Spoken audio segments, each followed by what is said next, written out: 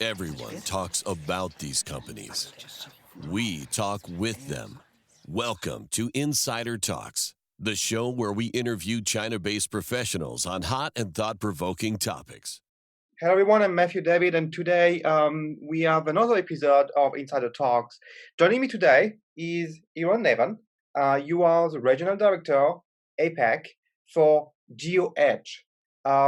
I will briefly introduce GeoEdge, and then I will let you explain, because I believe you have nurtured a way to explain to people who don't understand technology or who are very far from the industry to understand easily. But GeoEdge is a solution which is preventing, which is making sure that what you display as a publisher is in line with what you would like to display. So in a more formal way, it's an ad security and verification solution for the online and mobile advertising ecosystem. So as far as I understand, you have a website, you have, let's say, a big website or a big app, and you want to display content for that you earn money on for advertisement, but you want to make sure that it's in line with what the audience expects.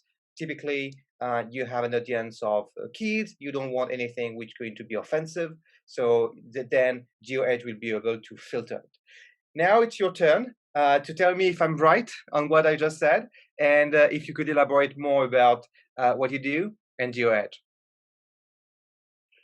So I think you're ready to represent GeoEdge and be a GeoEdge ambassador. That was on the spot. Basically, we're a cyber company. We work with any publisher, app developer, website, or advertising platforms, and we help them control any content or any ads that serve on their website, make sure that they're aligned with their agenda, with their policy, and with the messaging that they want to convey to their users.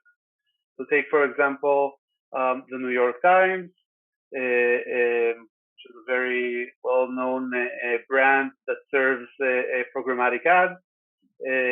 So publishers such as the New York Times would want to be able to make sure that anything that is served on their website would not harm their brand or would not mislead their users.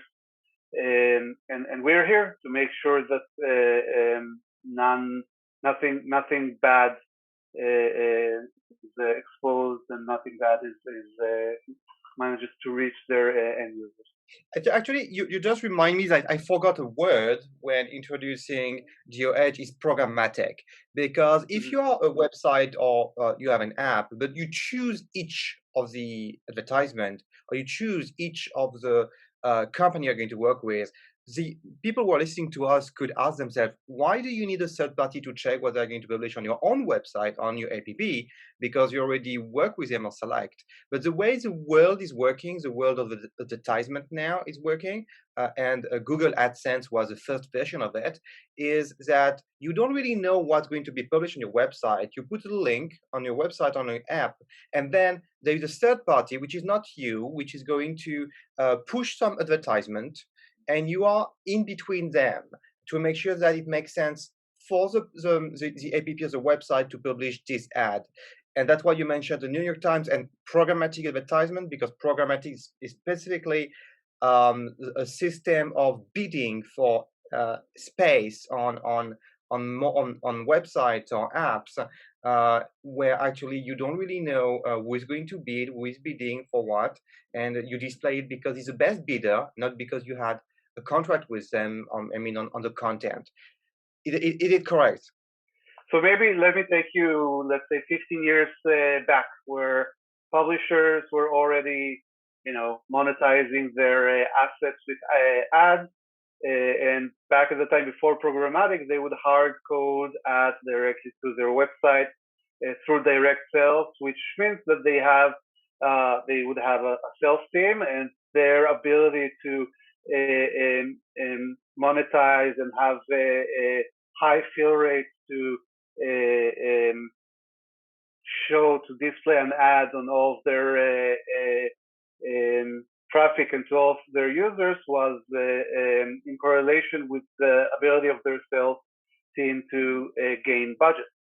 And that problem with this is that they had full control over what's been serving on their assets, but they had it's not scalable. And at a certain point, publishers decided, or that was a part of the trend, that when programmatic advertising started emerging, basically the trade-off was losing control over what would be serving on your website, but you just have much more options to automatically choose from exponentially more advertisers. So gradually, what happened was that publishers' revenue increased. That was a good thing for the ecosystem, a very important revenue source for anyone who wants to develop an app, or a website. But the loss of control gradually, I guess from day one, gave access to bad actors or just content that wasn't aligned with that publisher's strategy. So starting 2013 already, what GeoEdge has been doing was developing all kind of solutions, all kind of tools for publishers to have gain back that control over advertising without having to, without that coming in the expense of their revenue. Got it. So yeah, we see the evolution over 15 years that actually players are specializing in each field where they are good at, either to create traffic, either to monetize traffic, and they work together. So we're in China. You have been in China for 10 years. And actually, it's not the first tech company you are working at, and you are actually developing within the Chinese market. Some people may ask when they listen to us, are you offering this solution within China or overseas for Chinese companies going overseas? And my understanding is that you get a lot of Chinese companies going overseas, which would be your primary targets. And some of the companies you work with are pretty big. Baidu, Kunlun Tech, Cheetah Mobile are among your clients. So would you mind telling us more about what you do within China and what would you do for them overseas? And if I am correct to say that it's mostly an overseas solution for Chinese companies. Just like you said, there's two main strategy GeoEdge working in China. The easy one or more approachable one would be working with Chinese media and Chinese tech companies that are active overseas, helping them just be a part of the overseas ecosystem. So if you're, for example, Baidu, who is a huge brand in China, but is also managing a significant overseas advertising business. And even if you're such a big player, when it comes to international market, specifically the American market, US market, those actors, they would need to play by local rules. The same goes for international companies that enter China, as we are very familiar with the unique Chinese ecosystem. So the easiest, let's say, GeoEdge penetration to the Chinese market, the first stage or the most natural place for us to position ourselves in was just collaborating with those very big brands, Baidu, Kunlun Tech, Cheetah Mobile, Pierre, which is a public network, DSP network, and just making sure that they manage to scale their business overseas. I guess the first couple of years in China, that was a very big part of our focus. And we're gradually shifting our focus. It's something that we've always done, but it's becoming easier for us. And we have more knowledge and more expertise in the Chinese market and unique needs that overseas players have when entering China, and also for local players in China. So we're also gradually shifting our focus on that part. So doing the same only for companies, instead of helping Chinese companies go overseas, helping international players enter China, and also helping local players in China tackle local issues, local challenges that they have. I see. So I believe it's very, very different markets. So two of them are different kind of players, different value proposition, and technology speaking, I believe there are a lot of localization too. If we talk about Chinese companies going overseas, so you mentioned Baidu is one of them. They have some traffic overseas, and they need to display advertisement which is accurate, and it's a small business for them certainly overseas, but still they have to actually do it well, and they need solution for overseas um, clients or users. Let's say users is better used. Cheetah Mobile is creating a lot of apps, if I understand well what Cheetah Mobile is doing, service apps to manage your battery, whatever, and they monetize with advertisement. On those cases, how does it work? How do you work with them, technically speaking? So you have the ad they want to display on each display, on each banner, is going through your software, and there is a selection point, or before it's displayed, or just before it's displayed, or is way before when to get an agreement. How does it work? Because I believe this industry is a lot about speed. So if you add up a layer where you need to check again what the content inside and so on, you're losing a little bit of the momentum in the industry. So technically speaking, could you explain us a bit more how it works? So this is a great question, and maybe let me take you back again to 2013, not to the early days of programmatic, but when GeoEdge started being active in that market. So basically, originally, when we launched the GeoEdge, was originally a proxy solution helping ad networks just load ads that they want to serve. Let's say I'm a Chinese ad network, and I have an ad that I would like to serve in Europe, in Germany. I want to make sure that that ad is serving correctly, the right content is serving correctly in Germany. What they would do was use GeoEdge's proxy server in order to load that ad through a server in Germany, and just make sure that everything works correctly. Over time, we noticed that our clients are constantly refreshing our ads, their ads through GeoEdge server, trying to catch bad things that happened in geos that they were not present on.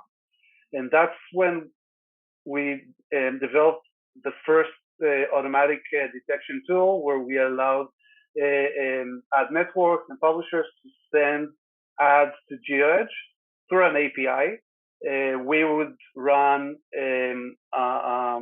automated process that would check if the ad had any content issues, any malware violations, and then ping them back saying, "Hey, this ad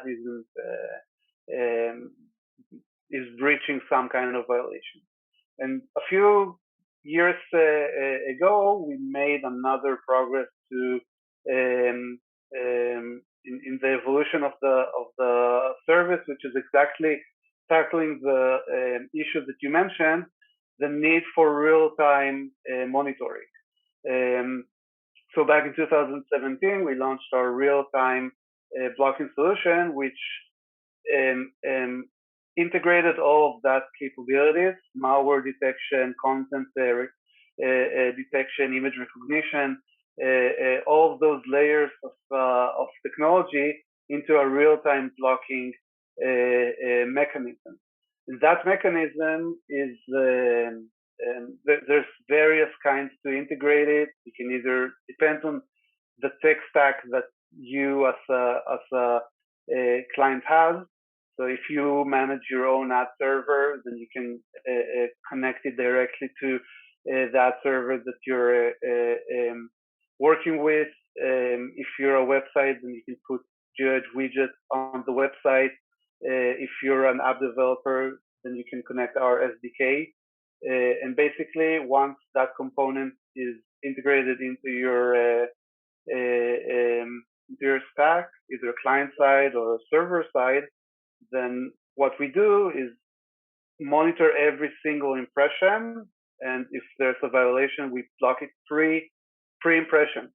So the users are never exposed to that issue. That's a game changer for publishers. It's a game changer for anyone in the programmatic ecosystem, and that was something that really helped GeoEdge increase our offering and our client base exponentially. I see. When you work with Baidu, it's for the ad display, right? It's not for the search itself. It's for the display, the ad network they have. So specifically with Baidu, we work with MediaGo, which is their native ad service. Basically, the MediaGo is the international branch of Baidu's advertising service. The idea behind it is connecting international overseas publishers such as CNN or Yahoo in the States with unique demand that is that Baidu has access to just because they have access to unique local advertisers in China. That's the uniqueness of that platform. Specifically with them, we because Baidu is not the media itself, we connect with them on their server side. Basically, all of the detection happens on Baidu's ad stack. Interesting. So it's amazing that a startup from Israel is able to work with such a company as Baidu, which is a very local, very big, also Chinese company, but it's also very, very local when you think about it compared to Google, which is very international, for instance. It's very Chinese.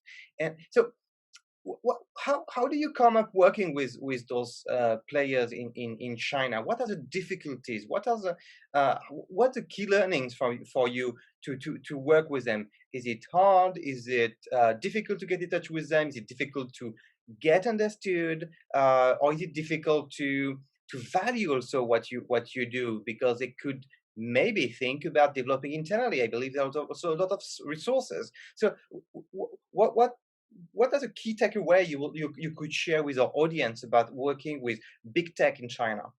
So first of all, I think that the main difference is the state of mind of any Chinese tech company when it comes to analyzing or considering an international vendor, especially GeoEdge, which is not a huge brand.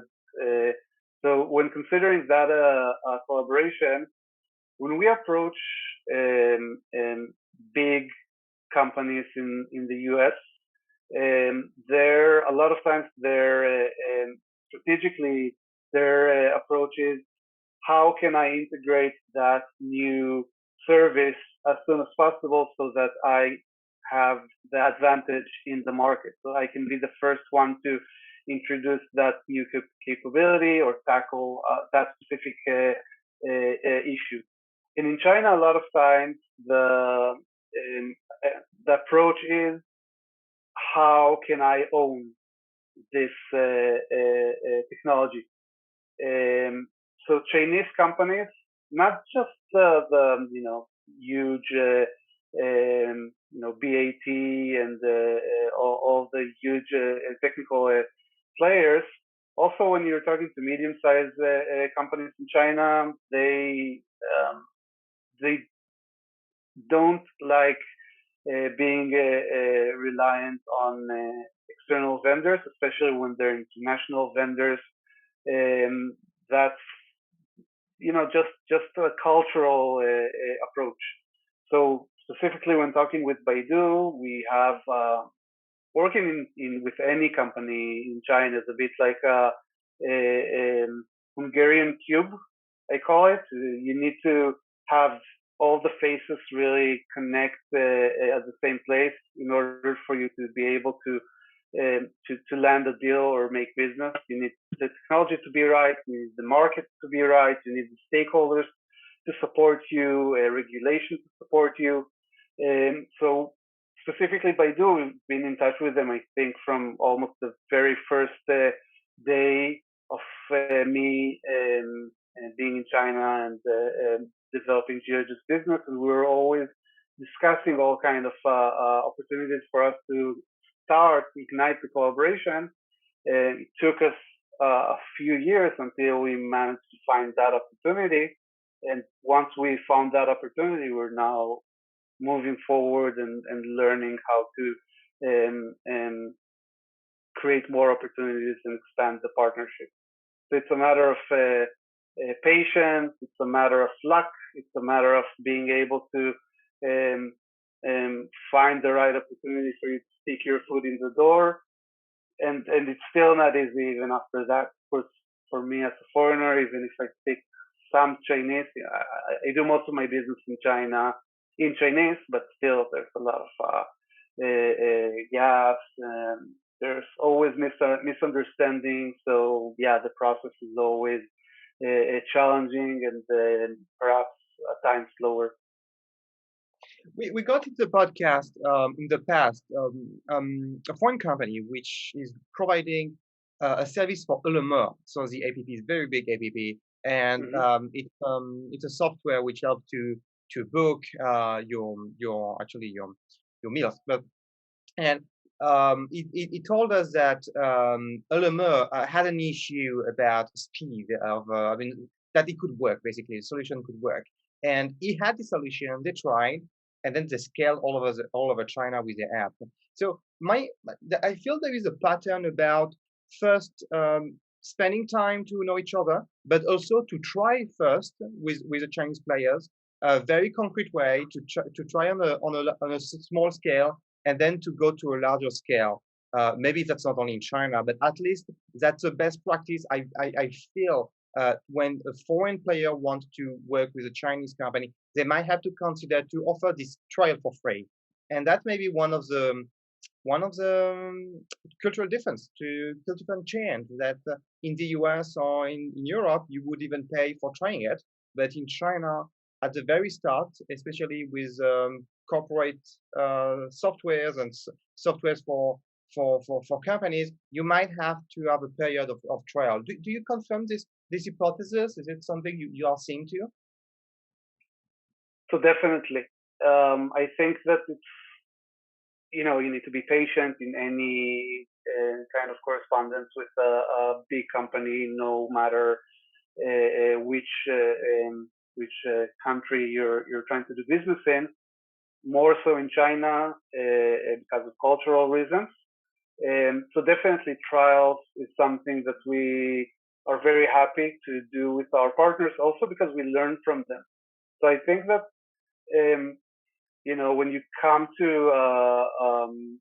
when you approach big players, you need to keep in mind that this isn't a direct route for a deal. There's going to be they're trying to understand who you are as a vendor. They're trying to understand how serious you are, how committed you are to the Chinese market. They'd like to do a trial and understand your technology. They're definitely going to try and understand if they can apply your technology easily through their engineers. It's something that every company should expect in China. And if you feel that kind of evaluation or trial period is something that could put your IP in jeopardy, especially when it comes to technology companies,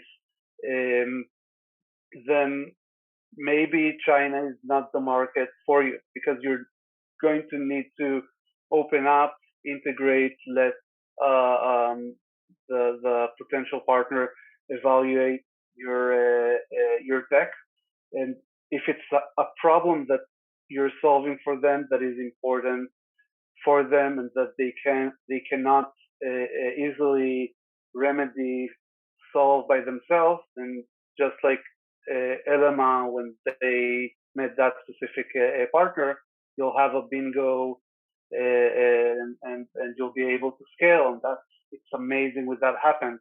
It doesn't happen a lot for many reasons. There's a lot of technical barriers and a lot of business model challenges. But if you're able to be flexible enough and understand what the partner would need in order for that to work for them internally, then definitely there's an amazing potential for you. You just need to be able to be agile. Yeah. And one more thing about the trial, for us, every trial is an opportunity to learn more about the Chinese ecosystem, learn more about local needs. It's a great learning opportunity. So I personally am very invested in any partner that wants to try us out, and just because it's also a learning experience for me, and I can apply what I learned in that trial either in China or also in overseas. We've learned things in China that we're applying in other markets such as Japan or Europe. So there's a lot for international companies to learn from China. There's a lot of innovation. There's a lot of technical innovation, but a lot of business model innovation. So yeah, those trials are a pillar in our approach to Chinese market. I feel so. One of the key learning is trial, and the second one is it's possible to work with those big companies, big Chinese tech companies, with medium size as well.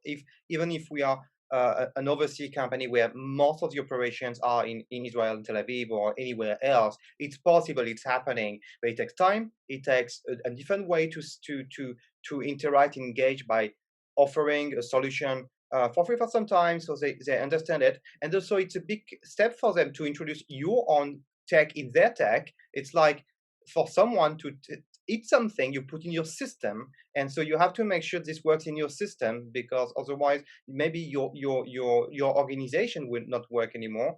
So that's a way for them to get familiar too. But then after, opportunities exist to work with those Chinese companies. I'd like to give a few numbers about the market we are talking about. The market of going overseas, Chinese companies buying advertisement overseas, is not a small market. Facebook is doing about $4 billion USD in China by selling ads to Chinese companies. It's public information. And if we put them together with Google and others, it could reach like 10 billion USD. So it's not a huge market, but it's a very sizable market where you have space for a lot of players. What's surprising in this market is that it seems, from my understanding, that programmatic is very unknown for Chinese players, because they don't use a lot of programmatic except outside of those big platforms, WeChat and Alibaba. But the programmatic in between, which is going to connect on different display, on different ad networks, is much less developed. Do you feel that you have to educate? Because I feel programmatic is one of the core reason why companies are going to use your service. How do you have to educate Chinese companies about that? And what is it, or they already know it because it's already their business? What's your perspective in that? So first of all, I 100% agree and can relate to what you mentioned regarding programmatic. A lot of times we hear complaints or concerns about the walled gardens of Facebook and Google in Western markets. Amazon is becoming, or has already become one as well. And I think China, in that sense, is a few levels above what's happening in overseas markets, because it's very relatively closed market with a few very strong dominant players. So if you take, for example, WeChat, that has a very significant advertising business, a lot of almost anything that any ad that serves on WeChat goes through Tencent's funnel. Whereas if you're a major publisher in overseas markets, you're still going to use third-party. In most cases, you're going to use third-party advertising, and that's where programmatic comes in. So the scope of programmatic in China is limited in a sense with those mega apps. But having said that, there's a lot of smaller apps, there's a lot of smaller websites that aren't connected to those huge giants. They do business with them, they receive ads from them, but that's where things that's where we see that there's breaches, notably when it comes to content breaches, and China is becoming more and more regulated in that sense. So I think it's less of teaching the market about those issues. It's more of a process where China is lagging behind awareness for user experience or for brands as there was in other markets. And we're seeing in the past 2-3 years that there's been very big crackdown on content. There's been some pretty major, I'm not sure if you're familiar, for example, Baidu search with fake medical ads that made a very big impression and had a huge effect on the entire ecosystem. So we're seeing that there's more crackdown, there's more regulation, there's more need for managing content and managing ads. So those areas where there's programmatic ads or ads that aren't controlled by the publisher itself, we're seeing an increased discussion. That's a great transition to what you do actually in China, because one of the big difference between the maturity of the West and in China in your industry is the maturity on programmatic, if my understanding is correct. So you create an app, you create a website, and creating a website is a bit different in China because it's very good at it. You need a company and so on. Anyway, but you create a mobile app, and you want to monetize with advertisement, but you don't have those kind of ecosystem easily to plug in, independent of the two big players.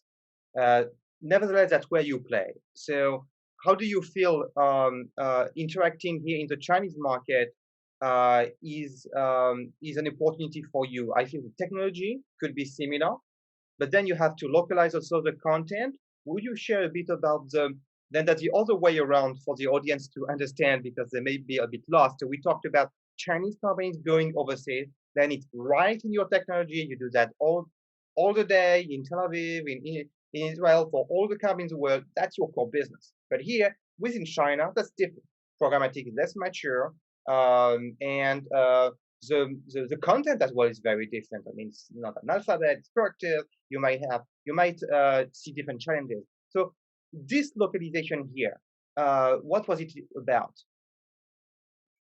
So it's endless.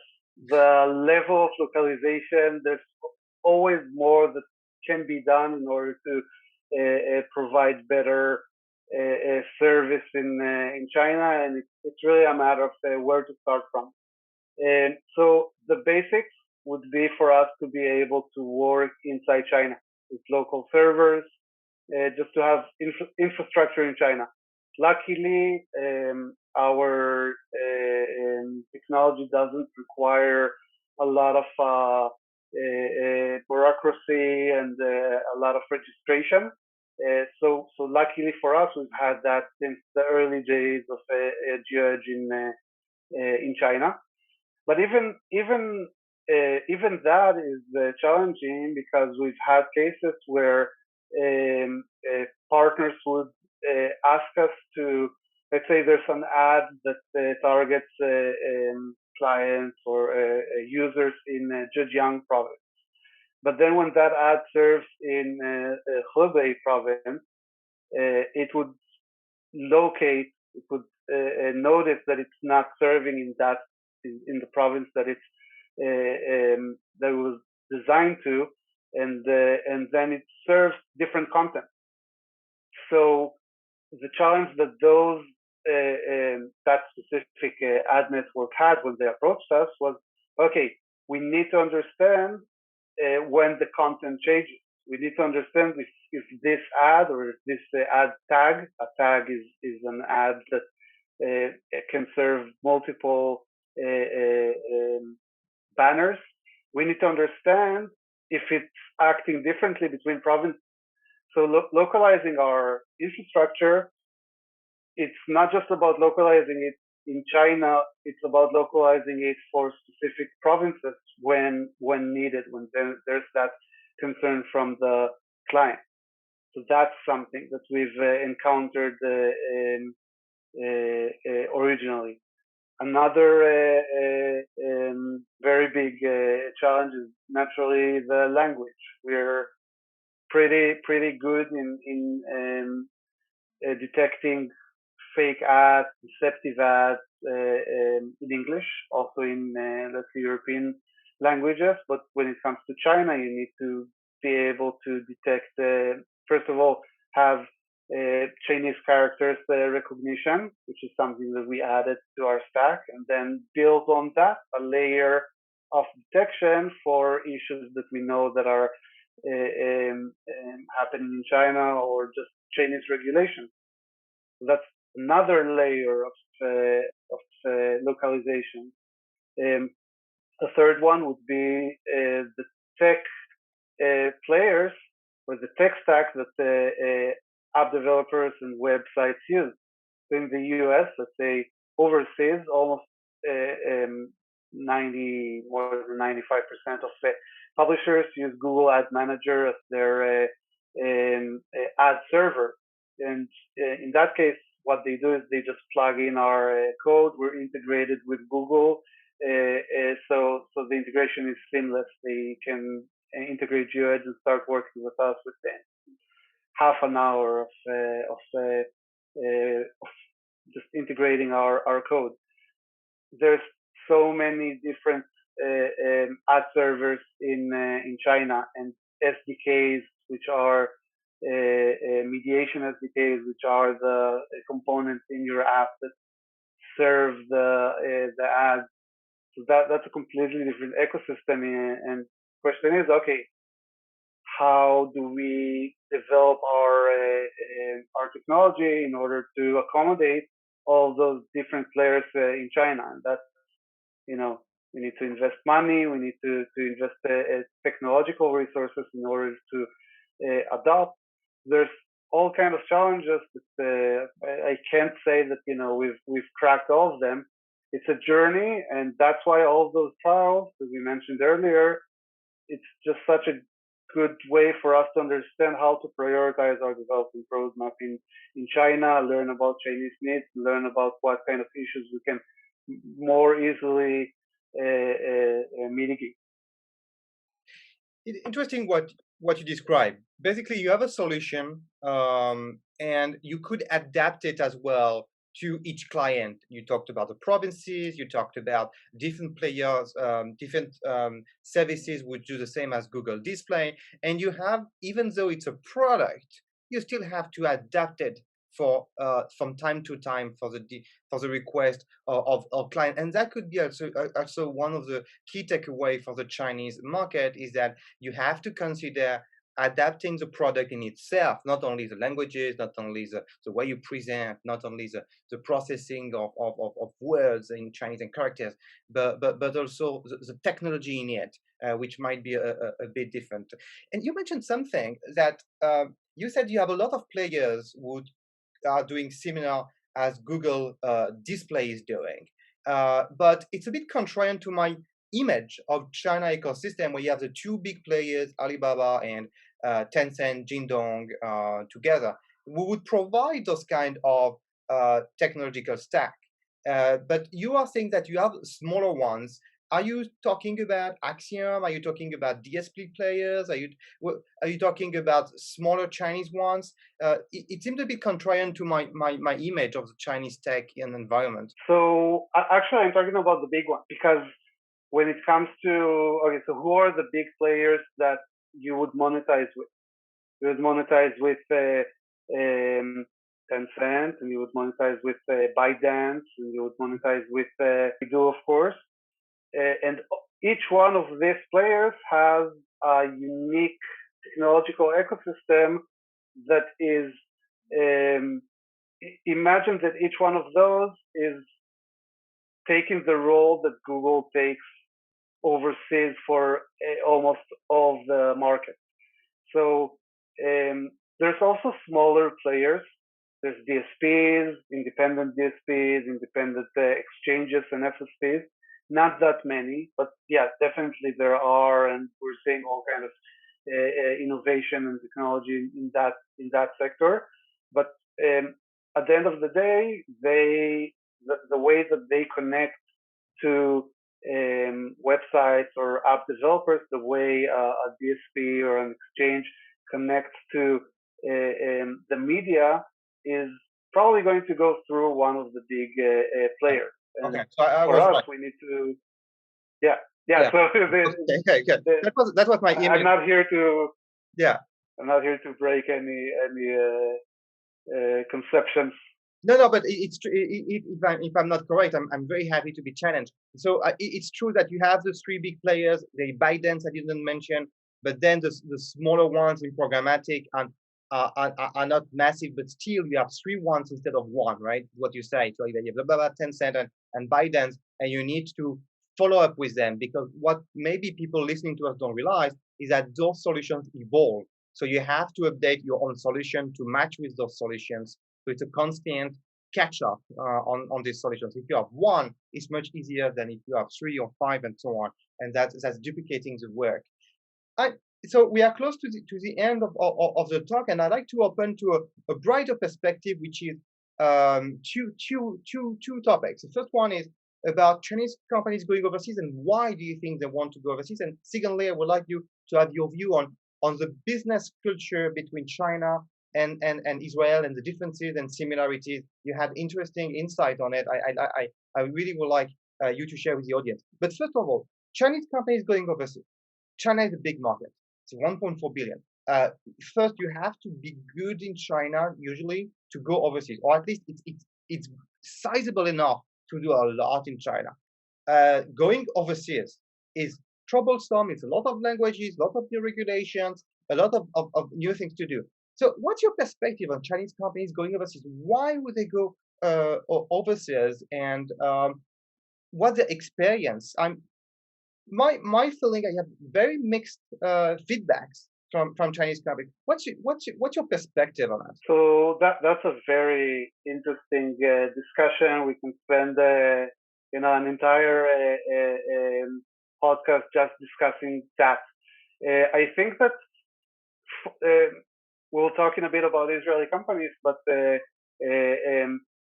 for us as a small market, for Israeli companies, the no-brainer or the easiest thing to do is go to the US market, because that's a market that we're familiar with. We speak the language, and technology-wise, we know the issues that we're solving. For us, China is still very inapproachable. I'm talking also pre-COVID, where you could, it's not a problem in traveling to China, getting those meetings and starting to learn, but the different ecosystem and the cultural gap between the West and China makes the Chinese market less obvious. And the same goes for Chinese companies. There's more and more innovation happening in China, and Chinese market is just so huge and so fastly rewarding if you've got the right technology, that in terms of risk and in terms of a challenge, it still just makes so much sense for Chinese startups or mid-sized companies to focus on the Chinese market. And we've heard even Baidu, for example, for years had various ventures outside of China. Some of them were more successful and some of them were less successful, and that's traditionally one of the most important, biggest, and influential technological companies. And they haven't become a huge brand outside of China for various reasons.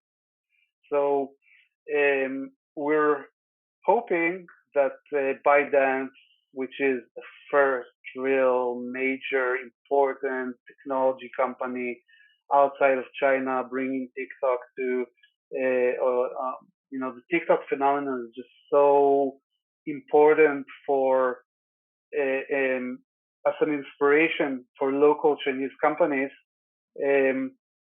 We're hoping to see more and more brands, international brands, emerge from China, or Chinese local companies becoming more ambitious and wanting to be more engaged in the overseas market by acquisition.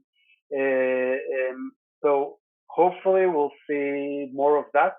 But it's still not obvious. Not obvious, right? We talk a lot about it, but it's still at its infancy. And Tencent bought a lot of studios outside China in gaming, right? So it's happening. It's happening for big groups. It's happening for also Cheetah Mobile with a lot of apps. But on the other hand, that said, in 2018, I remember that a third of the top 100 apps in India were Chinese.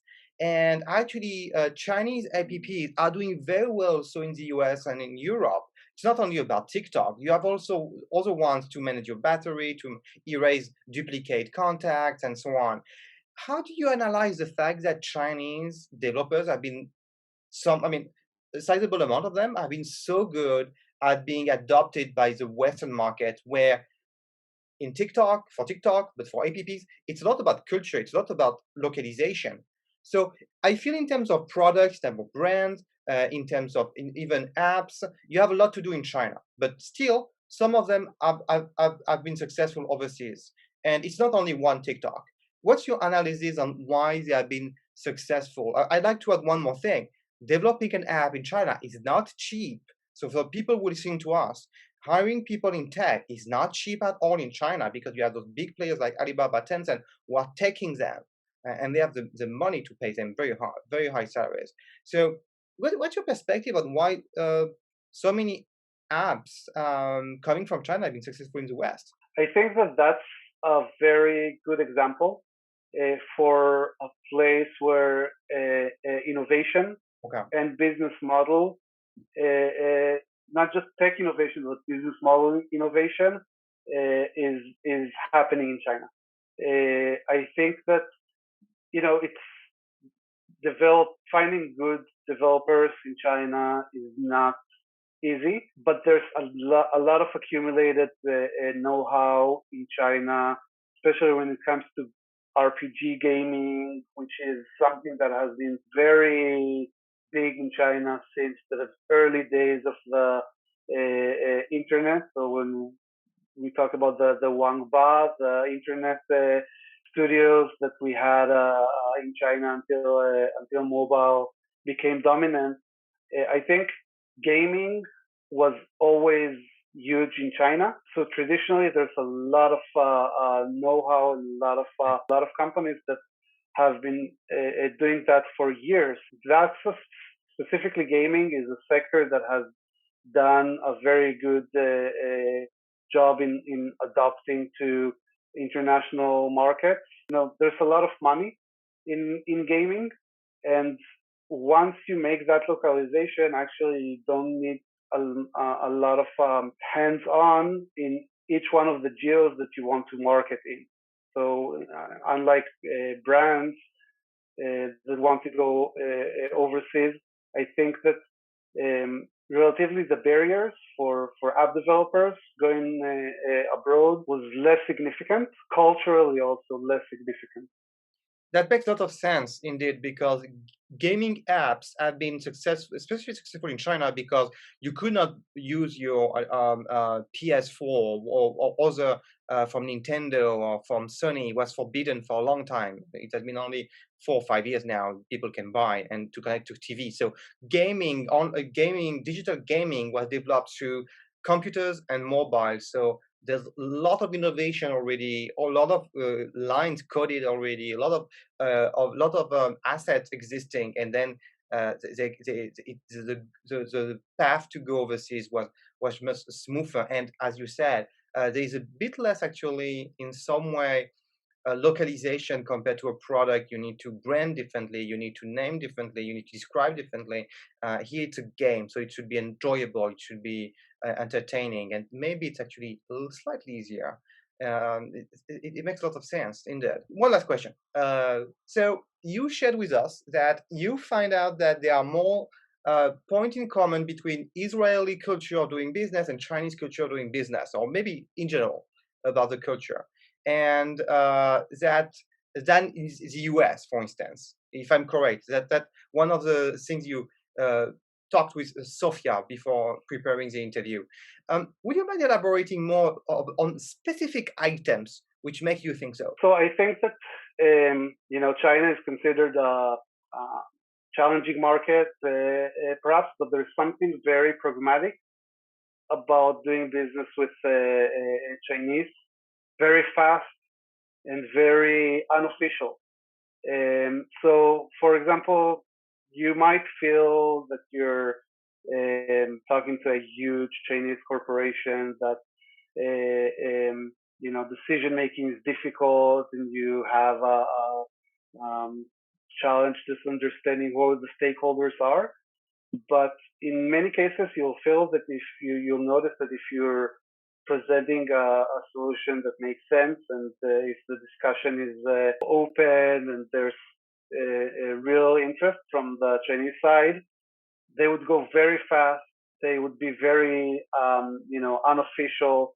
The fact that the communication in China is very personal. Everything happens on WeChat groups, on chats, less on emails. That allows communication to happen very fast. So the pace of decision making and the pace of changes in China is very similar to what we're seeing in Israel. Has all that dynamic innovation, and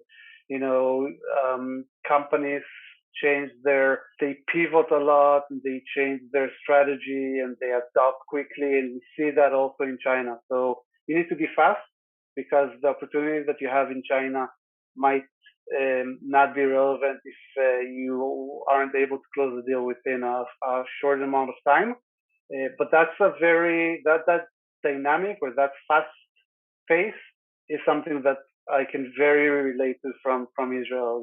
Once the Chinese decide that they want to go for it, if you can hang on to their pace, then you've got something good happening for you. That's a very Israeli thing. We like to do things fast, and we like to change our perspectives. Very entrepreneurial. So even though the company can be big, it's still very entrepreneurial in the way it's making decisions. And compared to Europe and the US, it would be much more formal, going through different steps, maybe a bit of red tapes, writing a very formal email and with documented and so on. And here would be more, let's meet and let's go on WeChat and chat, even though it's not very organized like an email. But then it helps to know each other and to make a decision. I see. Interesting. That's an interesting point. And I feel the same. I'm French, and I feel sometimes it's easier to understand, or it's surprisingly easier to understand Chinese to compared to an American, for instance. For us, sometimes there's less misunderstanding, or culture could have more similarities. So it's a very contrarian and interesting perspective you have here. Thank you very much for taking the time. I hope you enjoyed it. I really enjoyed it. It's very amazing how many Israeli companies are doing business with China, and how dynamic the links are between Israel and China. And what you did in China is one example of how dynamic and successful it can be. So congratulations. Thank you very much, Matthew. Very happy to be invited to have a chance to introduce some of what we've been going through in China over the past years. Thanks everyone for listening, and I hope you enjoyed the talk.